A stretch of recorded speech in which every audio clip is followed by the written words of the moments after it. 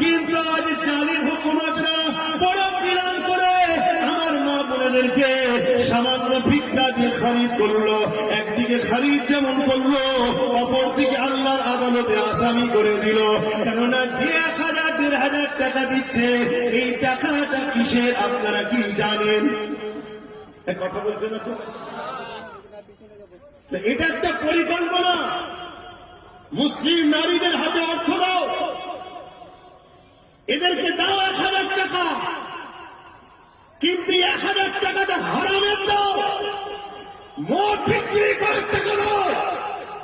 পুরুষ যদি ইনকাম করে নিয়ে আসে হারাম টাকা, নারীকে আল্লাহ কিয়ামতের দিন ধরবে না। মুসলমান যখন বিপদে পড়বে, তোমার আমার দোয়া যদি কবুল না হতো, মায়ের জাতের দোয়া কিন্তু কবুল হতো। সেই গোড়াটাও মেরে দিল সামান্য ভিক্ষা দিয়ে। আমাদের হুঁশি নাই, আমাদের খেয়ালই না। আমাদের উচিত ছিল আওয়াজ তোলা, তোমার 1000-এর ভিখারি আমরা নয়। আমার স্বামীকে কর্ম দাও, আমার বেটাকে কর্ম দাও।